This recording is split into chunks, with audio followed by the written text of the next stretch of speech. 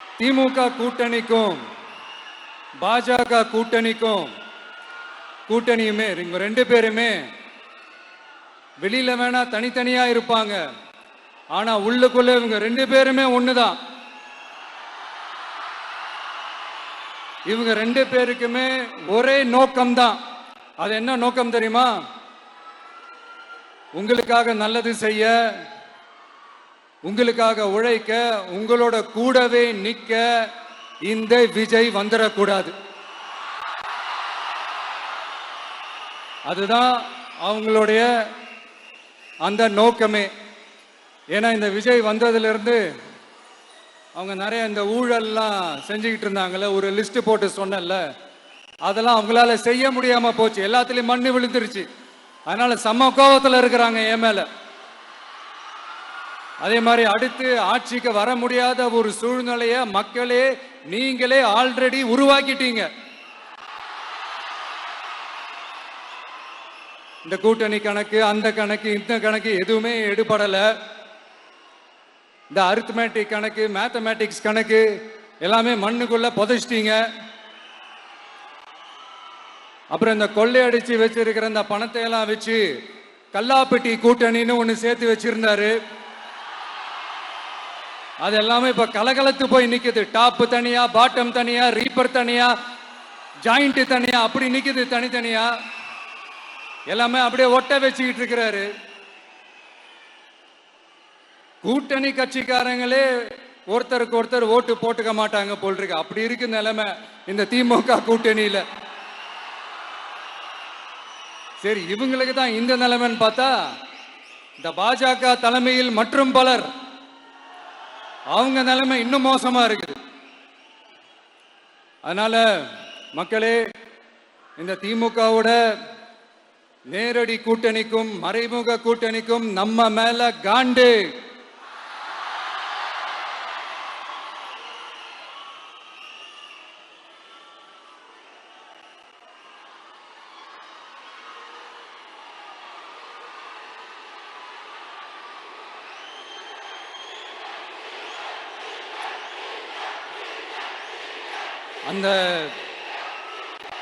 அந்த காண்டுக்கு ஒரு காரணம் என்ன தெரியுமா?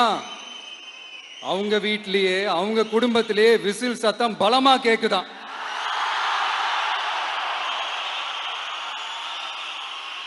அடுத்த காண்டு அது இந்த சில பல கோடிகளை கொடுத்து நம்ம தமிழ்நாட்டு காங்கிரஸ பையில போட்டுக்கிட்டாங்க. யாரு? ஸ்டாலின் சார்.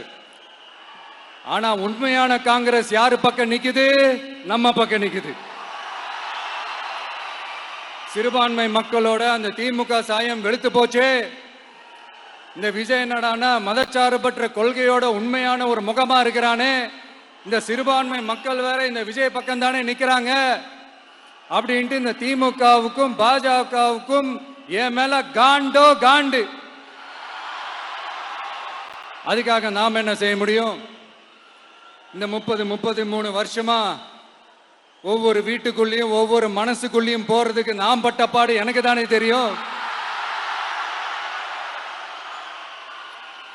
அதனாலதான் நான் முன்னாடியே சொன்ன மாதிரி கட்சி ஆரம்பிச்சுட்டு ஒவ்வொரு வீட்டுக்குள்ளேயும் நான் போல, ஒவ்வொரு வீட்டுக்குள்ளேயும் போனதுக்கு அப்புறம் தான் கட்சியாவே ஆரம்பிச்சிருக்கிறேன்.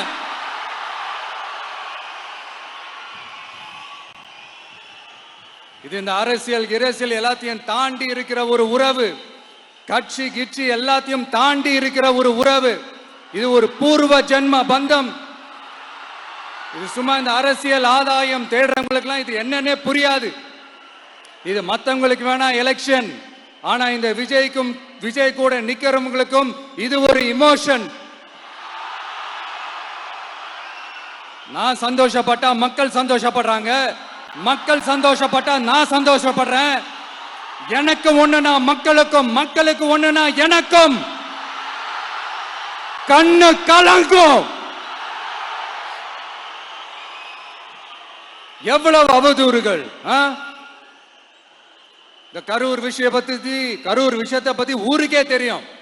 ஆனா போடு, விஜய் மேல பழிய போடு. என்னடா இவ்வளவு பெரிய ஒரு பழிய தூக்கி விஜய் மேல போட்டாலும் மக்கள் விஜய் கூடவே நிக்கிறாங்க, இது என்னடா அதிசயமா இருக்குது அப்படின்ட்டு அது ட்ரை பண்ணி பார்த்தாங்க. அது மக்கள் கிட்ட எடுபடல. சரி, அடுத்து வேற என்ன பண்ணலாம்? முடக்கு, ஜனநாயகனா முடக்கு. படத்தை முடக்குனா கொஞ்சம் பையன் கொஞ்சம் டிஸ்டர்ப் ஆயிடுவான், அதனால படத்தை முடக்கு. இது யாரு முடக்குனாங்கன்றது உங்களுக்கே தெரியும், அது நான் சொல்ல வேண்டிய அவசியம் உங்களுக்கு இல்லை.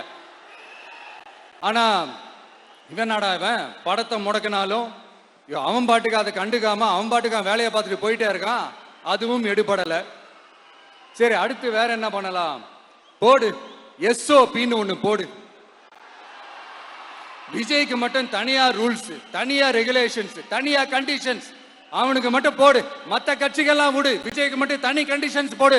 அவன் வெளியவே வரக்கூடாது, மக்களை சந்திக்கவே கூடாது. என்னாச்சு? அதுவும் எடுபடல. சரி, அடுத்து வேற என்ன பண்ணலாம்? நம்மளை சுத்தி இருக்கிறவங்கள வச்சு, அதாவது இத்தனை வருஷமா வெயிட் பண்ணி இப்போ எலெக்ஷனுக்கு 30 நாளைக்கு முன்னாடி கரெக்டா அந்த டைம் பார்த்து ஒரு அவதூறு பரப்ப வேண்டியது, அது என்னன்னு உங்களுக்கே தெரியும். அதுவும் மக்கள் கிட்ட எடுபடல. அது மாதிரி எத்தனை சோதனைகள், எத்தனை வேதனைகள் நீங்க கொடுத்தாலும் இந்த திமுக நாளையோ இல்ல இந்த பாஜக நாளையோ இல்ல இந்த மற்ற பலர் நாளையோ இல்ல எந்த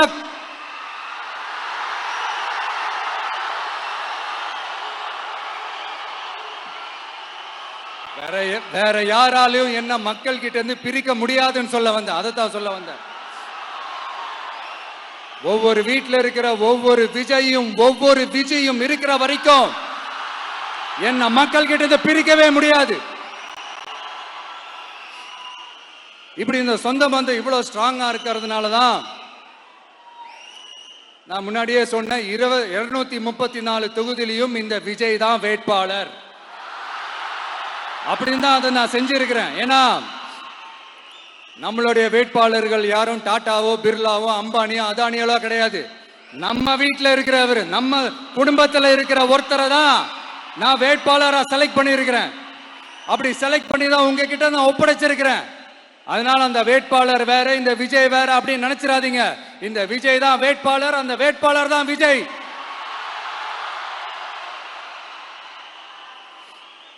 இத்தனை வருஷம் யார் யாருக்கோ ஓட்டு போட்டீங்க, ஆனா இந்த வருஷம் உங்க வீட்டில் இருக்கிற ஒருத்தருக்கு, உங்க வீட்டில் இருக்க நம்ம குடும்பத்தில் இருக்கிற ஒருத்தருக்கு நம்ம ஓட்டு போட போறோம். அந்த வேட்பாளர்களுக்கு நீங்க ஓட்டு போடுறது நமக்கு நாமளே ஓட்டு போட்டுக்கிற மாதிரி, அந்த வேட்பாளர் ஜெயிச்சா நாம ஜெயிச்ச மாதிரி.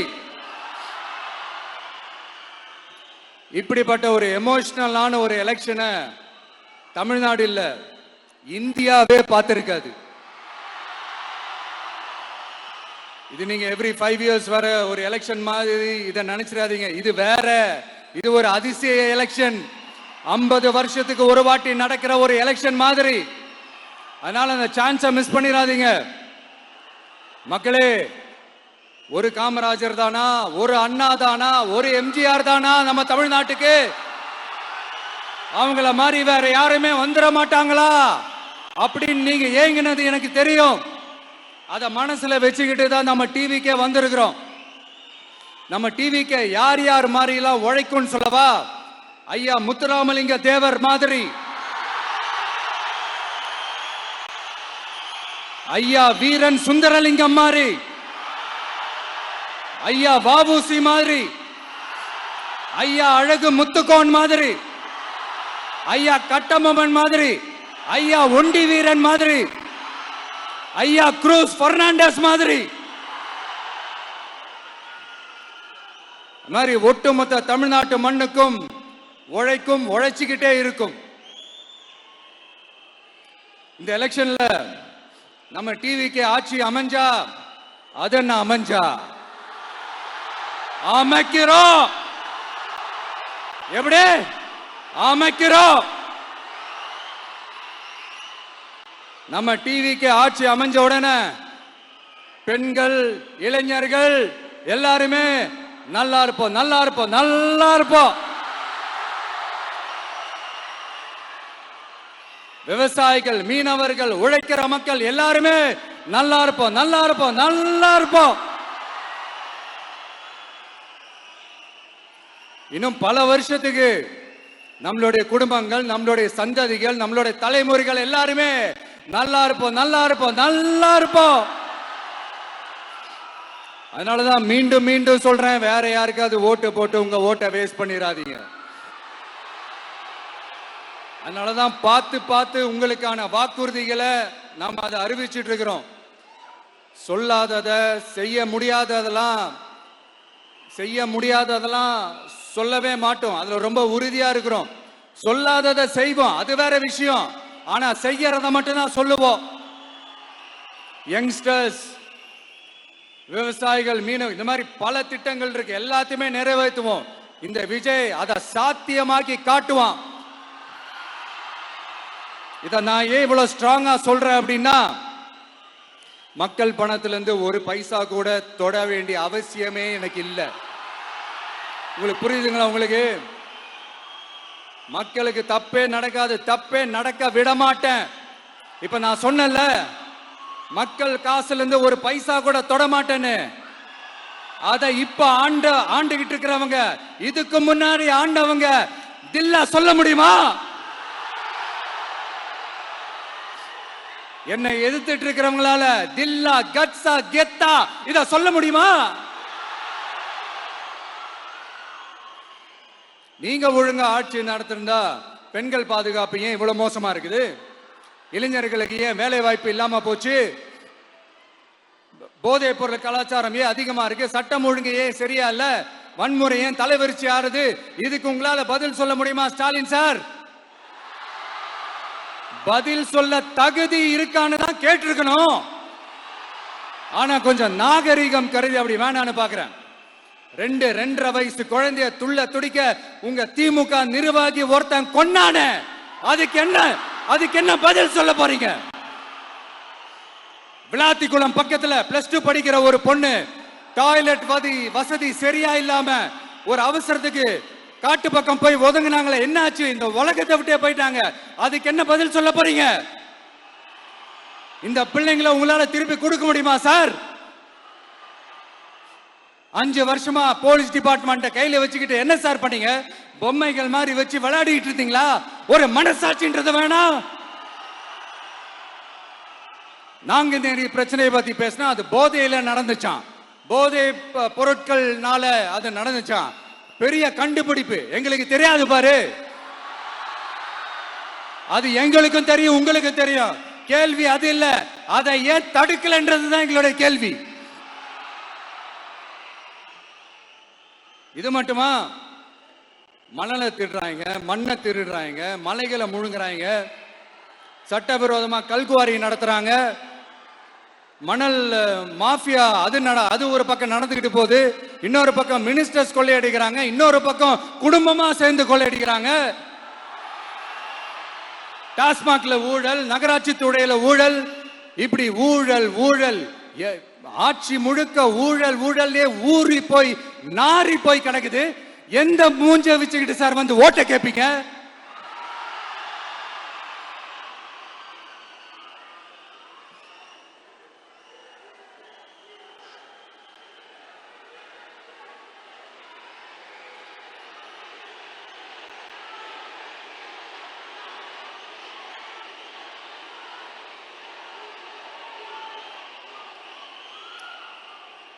இந்த எலெக்ஷன் சும்மா உங்க பணத்தை எல்லாம் வச்சுக்கிட்டு ஒன்னும் கிழிக்க முடியாது.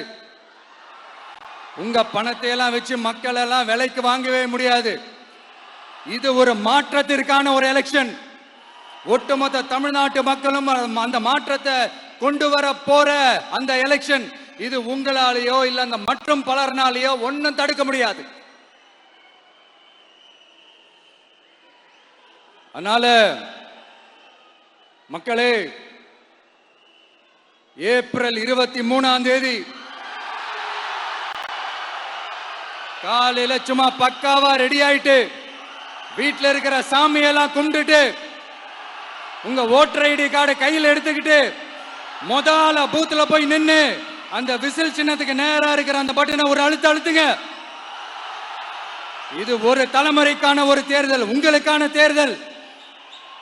எப்பேற்பட்ட வசதியான வாழ்க்கையா இருந்தாலும் எல்லாத்தையும் தூக்கி எறிஞ்சிட்டு உங்களுக்காக மட்டுமே வந்திருக்கிறேன். உங்களுக்காக நன்றி கடன் செலுத்துறதுக்காக மட்டுமே வந்திருக்கிறேன். அத்தனை வழிகளையும் தாங்கிக்கிட்டு உங்களுக்காக மட்டுமே வந்திருக்கிறேன்.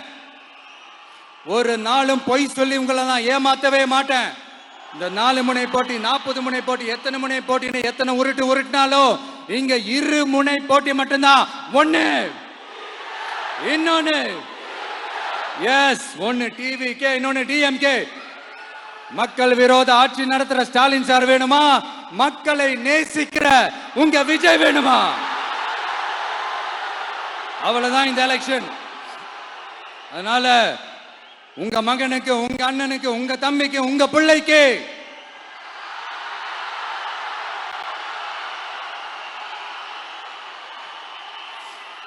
ஒரே ஒரு வாய்ப்பு கொடுங்க. தயவு செஞ்சு விசில் சின்னத்துக்கு ஓட்டு போடுங்க. இது ஒரு விசில் புரட்சி தேர்தலா இருக்கணும். நான் தன்னந்தனியாளு, நீ நம்ம பாரு, கொஞ்சம் நவந்தனா இங்க 8 கோடி பேரு, மிரல போது ஸ்டேட்டு நம்ம விசில் சத்தம் கேட்டு, நல்ல வங்க வாழ இங்க விசில் கடி ஓட்டே. கடைசி நம்பிக்கை மக்களை தேடி வருது, அதை இறுக்கி புடிச்சு ஒரு வரலாறு எழுது. உங்க விஜய், நான் வரேன். விசில் அடிக்க ரெடியா? கான்பிடண்டா இருங்க. நல்லதே நடக்கும். வெற்றி நிச்சயம். மீண்டும் சந்திக்கும் வரை நன்றி, வணக்கம்.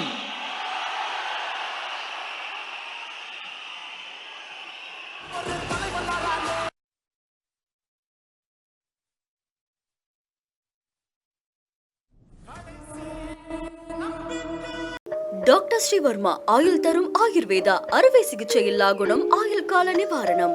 Express courier private limited, domestic international cargo. உங்கள் இல்லம் தேடி வந்து கொரியர் புக்கிங் டெலிவரி செய்து தரப்படும்.